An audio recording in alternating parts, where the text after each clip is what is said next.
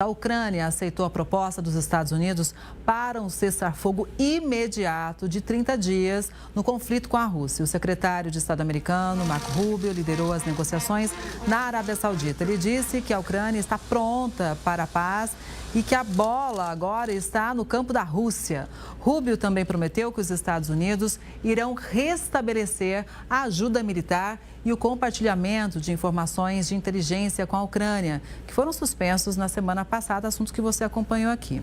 Donald Trump afirmou que autoridades americanas devem conversar com o governo da Rússia até hoje e mencionou a possibilidade de convidar Zelensky para um novo encontro na Casa Branca. Agora, o que estaria por trás de todas essas negociações? A imprensa internacional já começou, inclusive, a repercutir esses pontos. E para analisar esse cenário, eu vou conversar agora com ele, com Vitelli Brussolin, que é professor de Relações Internacionais da Universidade Federal Fluminense e pesquisador de Harvard. Vitelli, boa tarde, seja sempre muito bem-vindo. Boa tarde, Kelly. Boa tarde a todos. Obrigado pelo convite. A gente que agradece sempre. Vitelli, conta pra gente que negociação foi essa, o que a gente já sabe que rolou nos bastidores, hein?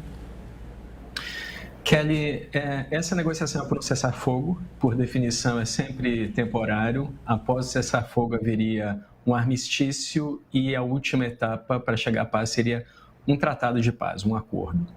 Esse cessar-fogo é para 30 dias, mas por enquanto só a Ucrânia aceitou, falta a Rússia responder.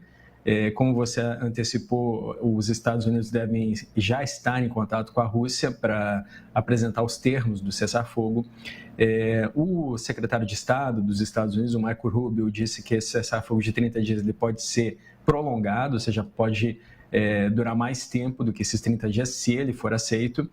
Agora, o Putin e os seus assessores, o Peskov, por exemplo, que é porta-voz da Rússia, têm visto com uma certa desconfiança o cessar-fogo, porque eles querem, segundo o próprio Kremlin, garantias de segurança, ou seja, agora é a Rússia que pede garantias de segurança.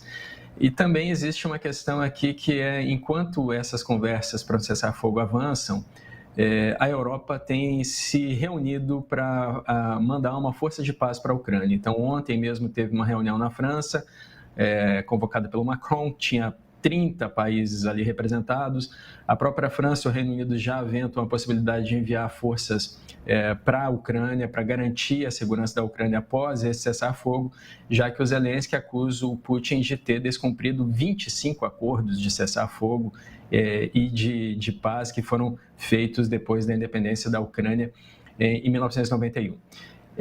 Tudo isso quer para dizer que é possível que haja alguma negociação e que nesse momento, nas palavras dos Estados Unidos e da Europa, a bola está com a Rússia, ou seja, depende de uma resposta russa. Inclusive, para finalizar, esse cessar-fogo é um teste para ver se o Putin realmente quer negociar a paz ou se ele só está interessado em manter esse discurso enquanto continua atacando a Ucrânia, Kelly. Pois é, só para a gente trazer mais um posicionamento da Rússia, né, algo que você já pincelou também, Vitelli, é o seguinte: hoje o Kremlin diz que espera que o governo dos Estados Unidos informe a Rússia sobre os detalhes das negociações de trégua apoiada pela Ucrânia antes de assinar o acordo. O porta-voz da presidência russa, o Dmitry Peskov, afirmou que não descarta a possibilidade de um telefonema entre Putin e Donald Trump. Em resposta à agência de notícias Reuters, Peskov afirmou que a Rússia precisaria negociar termos de qualquer cessar-fogo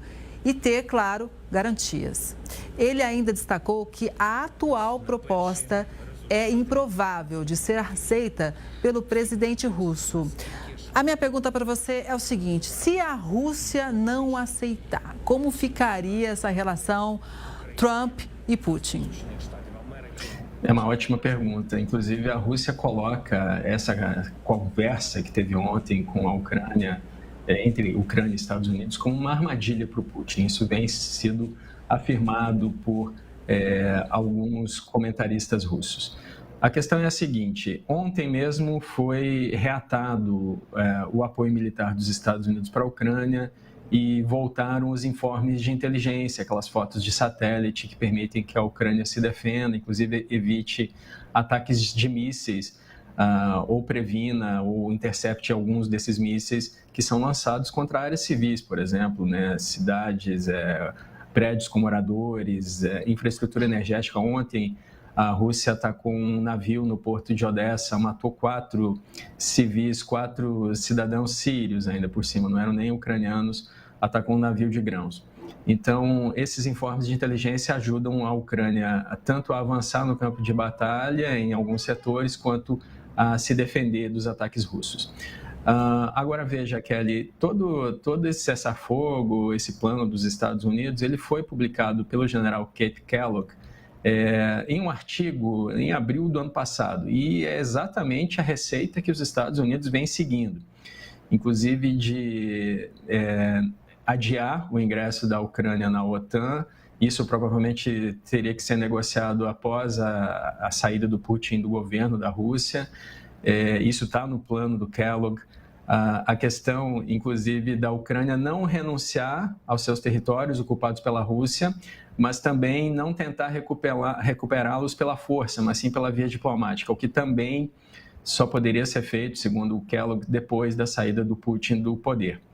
E aí a gente tem a seguinte questão: se a Europa vai enviar uma força de paz para a Ucrânia, que era exatamente o que o Putin não queria, e se a Ucrânia vai ter garantias de segurança dos Estados Unidos e a Ucrânia continua existindo como país, porque a intenção do Putin, declarada por ele mesmo no artigo que ele publicou no site do Kremlin em meados de 2021, era de que a Ucrânia não fosse um país, ele não reconhece a existência da Ucrânia como um país, ele gostaria que a Ucrânia se tornasse um estado fantoche, como é a Belarus, por exemplo, comandado pela Rússia. Então, se tudo isso vai terminar dessa forma, ou se encaminha para terminar dessa forma, o que exatamente a Rússia está ganhando com essa guerra? Porque a Rússia já é um país com grande extensão territorial, já tinha 9% do território da Ucrânia ocupado antes dessa invasão em 2022, que é a Crimeia e o Donbás. Em 3 anos de guerra ocupou mais 11% do território, mas a Rússia não precisa dessas terras, desse território.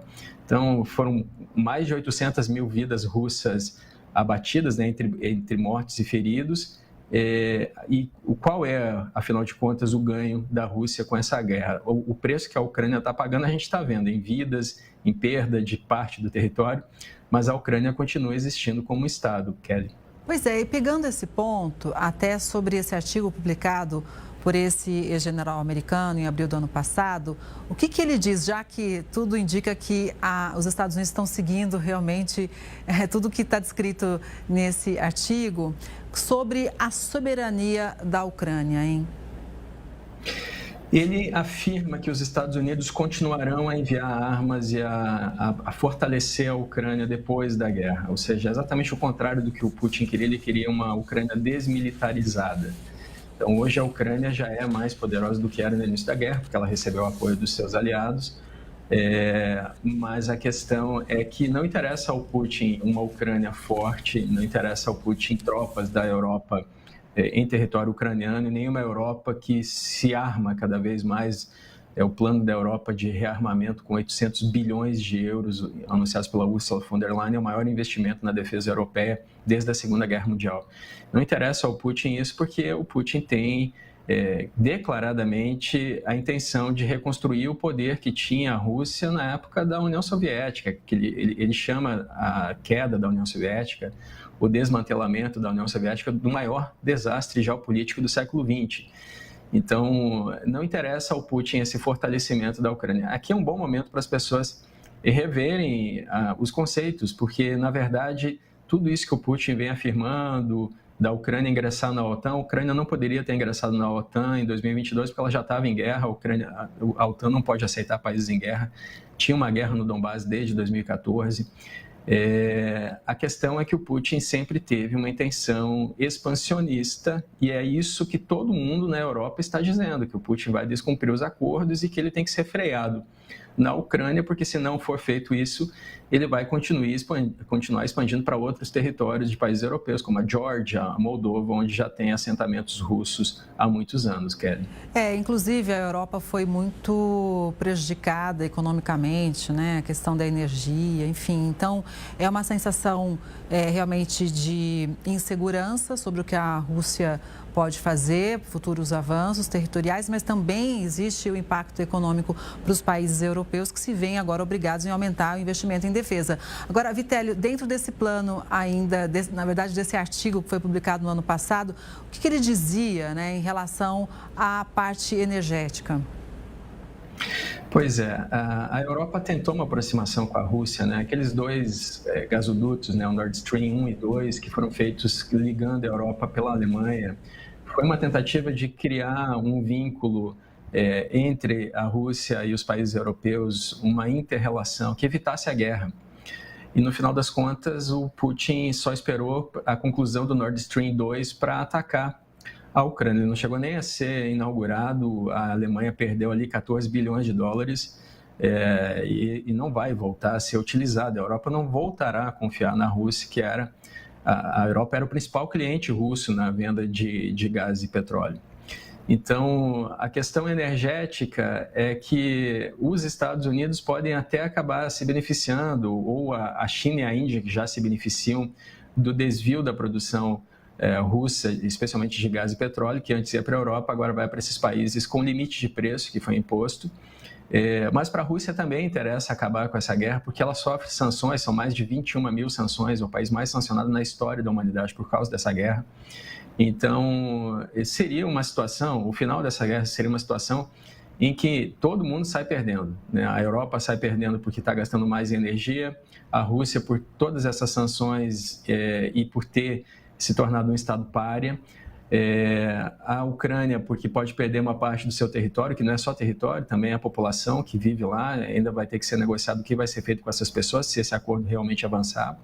E os Estados Unidos acabaram descredibilizando a OTAN, que era uma parceria lá de 1949. Nesse momento, a Europa se arma como não vemos há muitas décadas, há mais de 8 décadas.